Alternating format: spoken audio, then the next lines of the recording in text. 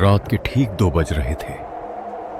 शिमला की वादियों में बसा वह पुराना लकड़ी का कॉटेज पूरी तरह सन्नाटे में डूबा हुआ था। बाहर मूसलाधार बारिश हो रही थी और ठंडी हवाएं देवदार के पेड़ों से टकराकर एक अजीब सी सीटी जैसी आवाज पैदा कर रही थी। समर अपने स्टडी रूम में बैठा हुआ था। वह एक मशहूर सस्पेंस थ्रिलर लेखक था।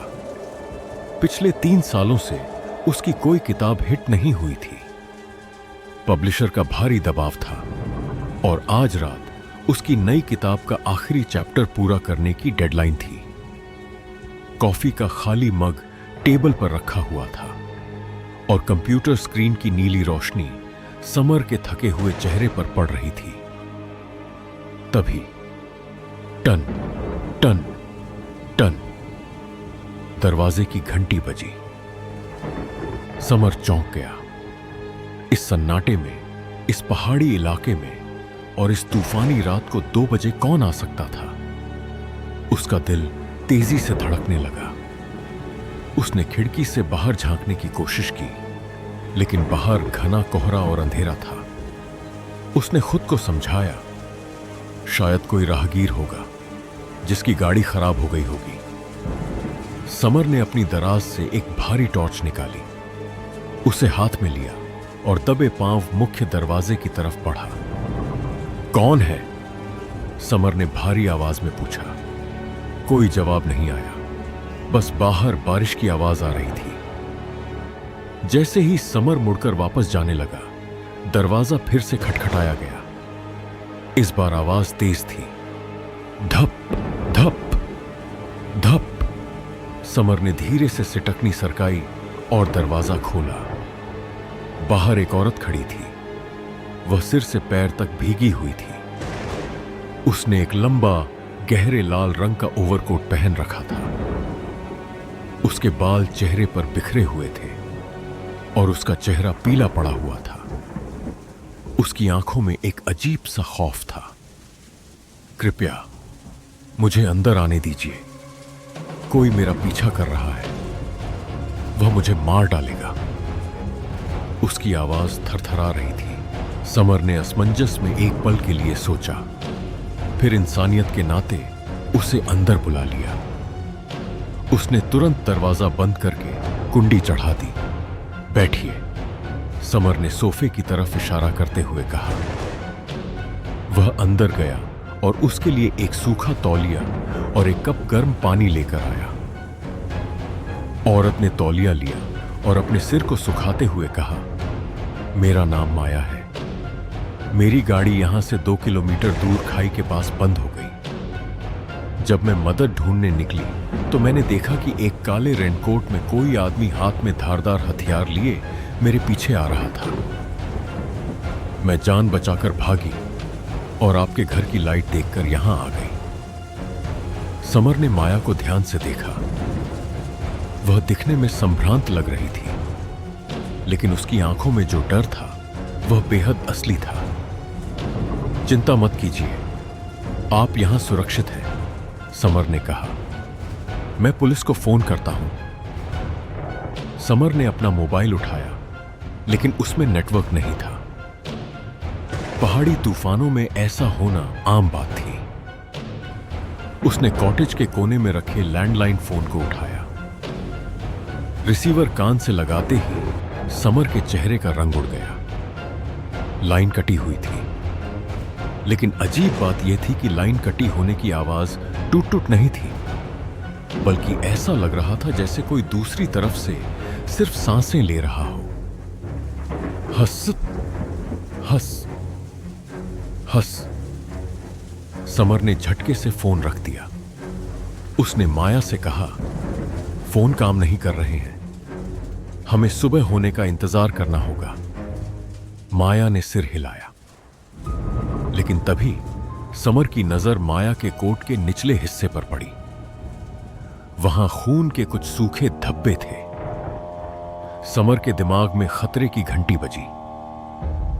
अगर यह भागकर आ रही थी तो इसके कोट पर पहले से ही खून के धब्बे कैसे हैं? और यह खून सूखा हुआ क्यों है? जबकि बाहर इतनी बारिश है। माहौल में तनाव बढ़ चुका था। समर ने खुद को शांत रखने की कोशिश की। उसने टेबल पर रखा पुराना ट्रांजिस्टर रेडियो ऑन कर दिया ताकि कमरे का सन्नाटा कुछ कम हो सके। हल्की सरसराहट के बाद रेडियो पर न्यूज एंकर की आवाज गूंजी। स्थानीय निवासियों को सूचित किया जाता है कि शिमला सेंट्रल जेल से एक बेहद खतरनाक मानसिक रूप से बीमार कैदी फरार हो गया है। वह लोगों को अपनी बातों में फंसाने में माहिर है। उसका हुलिया, वह लंबे कद का है और आखिरी बार उसे नीली शर्ट और काले जैकेट में देखा गया था। वह खुद को एक लेखक बताता है। और रेडियो की आवाज अचानक बंद हो गई। बिजली चली गई थी। पूरा कॉटेज अंधेरे में डूब गया। केवल समर की टॉर्च की रोशनी कमरे में तैर रही थी। समर ने रेडियो की खबर को दिमाग में दोहराया। नीली शर्ट, काली जैकेट, लेखक। समर ने धीरे से अपने कपड़ों की तरफ देखा। उसने नीली शर्ट और काली ऊनी जैकेट पहन रखी थी। वह खुद एक लेखक था। तभी माया ने अपनी जेब से एक छोटा सा चाकू निकाला और समर की तरफ रोशनी करते हुए कांपती आवाज में कहा, तुम वही हो ना? रेडियो पर तुम्हारे ही बारे में बात हो रही थी।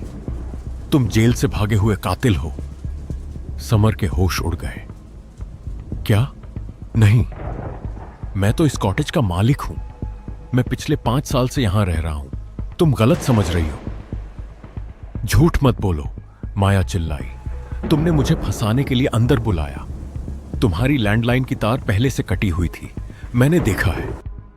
समर ने पीछे कदम बढ़ाए। माया, शांत हो जाओ। अगर मैं कातिल होता तो तुम्हें खुद अंदर क्यों बुलाता?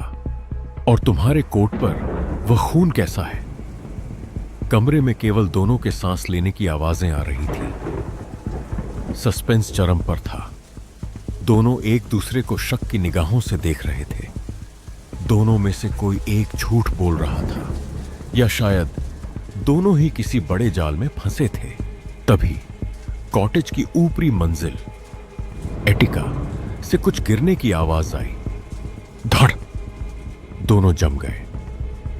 समर ने फुसफुसाते हुए कहा, क्या ऊपर कोई और भी है?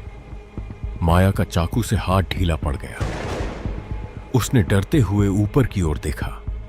मैंने तो सोचा था कि इस घर में सिर्फ तुम हो।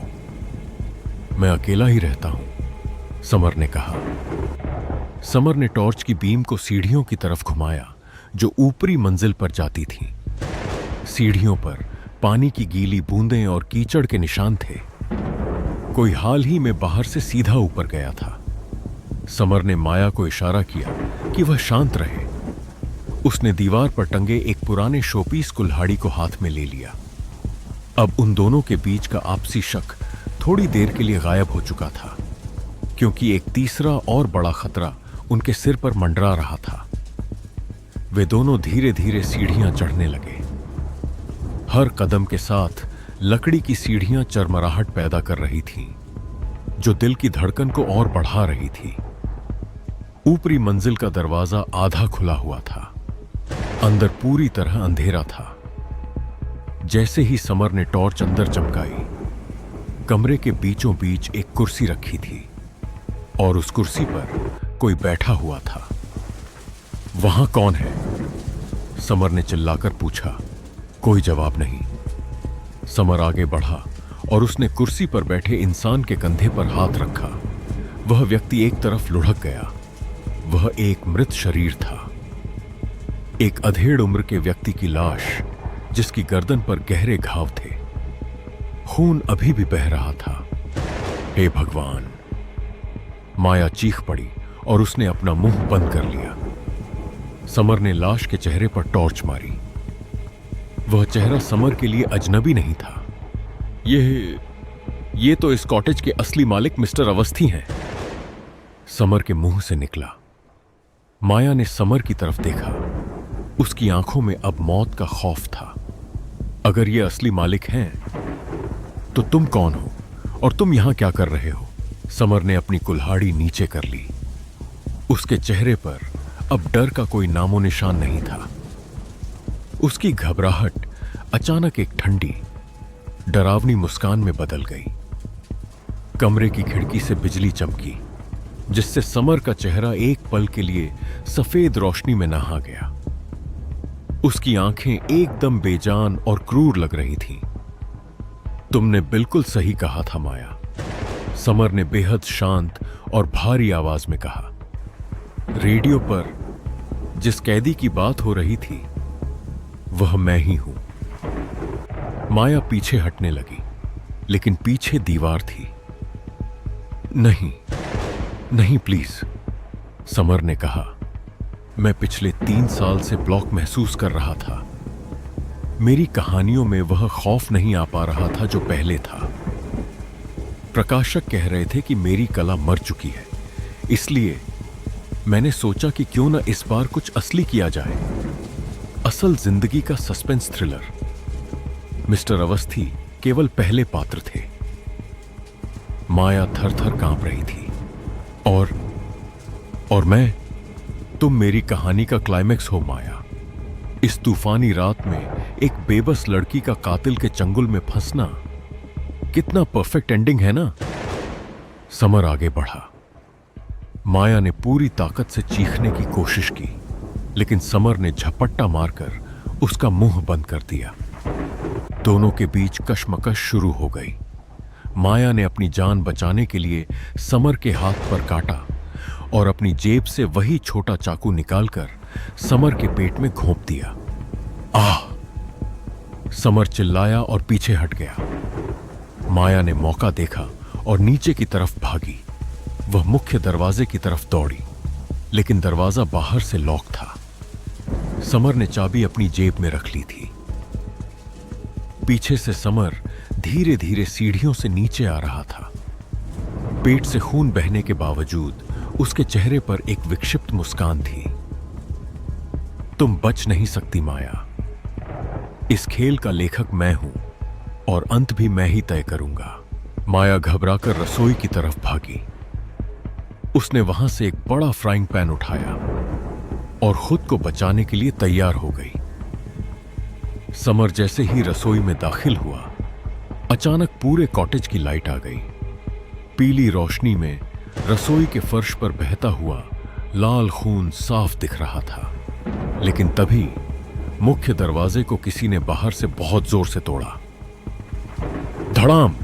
दरवाजा टूटकर गिर गया। अंदर भारी कदमों की आवाज गूंजी। समर और माया दोनों चौंक गए। अंदर 2 पुलिस वाले और उनके साथ एक आदमी दाखिल हुआ। वह आदमी रेनकोट पहने हुए था। उसने अपनी कैप हटाई। उस आदमी का चेहरा देखकर समर के पैर तले से जमीन खिसक गई। वह आदमी कोई और नहीं, खुद समर था। वही चेहरा, वही कदकाठी, वही आंखें। पुलिस वाले ने रसोई में खड़े घायल व्यक्ति, जिसे हम अब तक समर समझ रहे थे, पर बंदूक तान दी। अमित अवस्थी, सरेंडर कर दो, तुम्हारा खेल खत्म हो चुका है। माया पूरी तरह भ्रमित हो गई। वह कभी रसोई वाले समर को देखती, तो कभी पुलिस के साथ आए असली समर को। असली समर आगे बढ़ा। उसने माया को ढांढस बंधाया और कहा, तुम ठीक हो माया? मैं पुलिस को लेकर ठीक वक्त पर पहुंच गया। माया ने पूछा, लेकिन यह सब क्या है? यह दूसरा इंसान कौन है?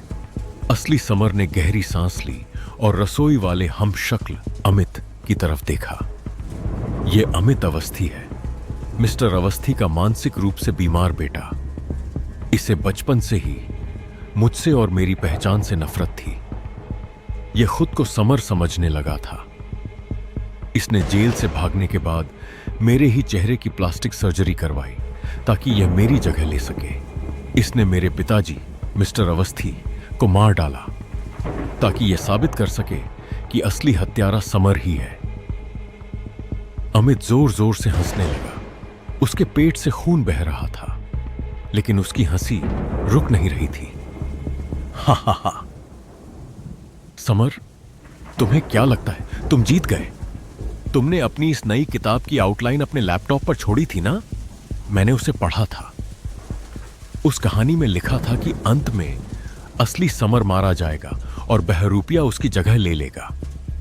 मैं तो सिर्फ तुम्हारी लिखी कहानी को सच कर रहा था। अमित ने अचानक अपनी जेब से एक रिमोट निकाला। इस कॉटेज के नीचे बेसमेंट में गैस सिलेंडर खुले हुए हैं और अब इस कहानी का एंड होने वाला है। इससे पहले कि पुलिस वाले कुछ कर पाते, अमित ने रिमोट का बटन दबा दिया। टिक, लेकिन कोई धमाका नहीं हुआ।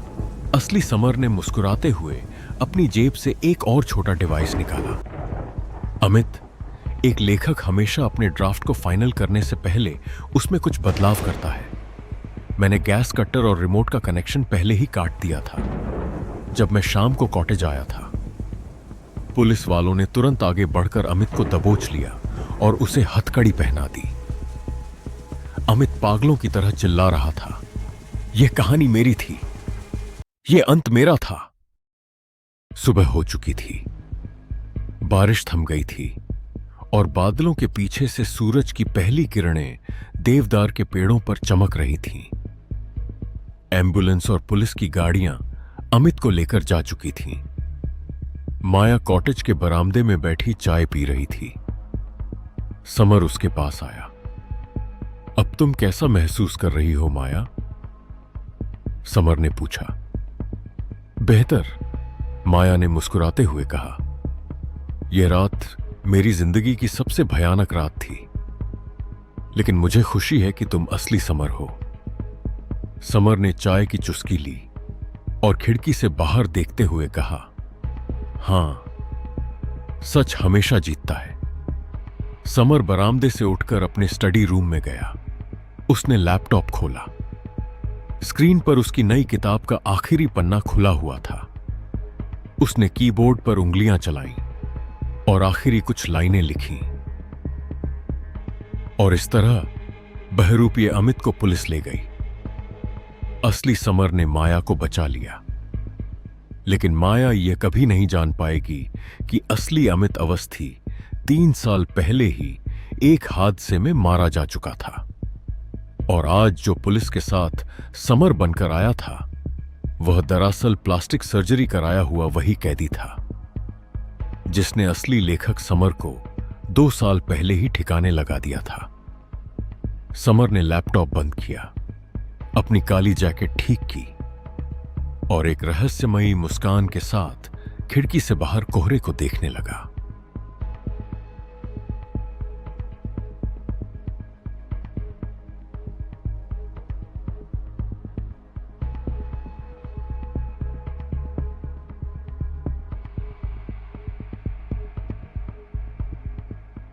क्या समर का यह राज हमेशा के लिए दफन रहेगा, या माया के सामने आएगा असली कातिल का चेहरा? देखिए कहानी का अगला भाग, पार्ट 2, जल्द ही।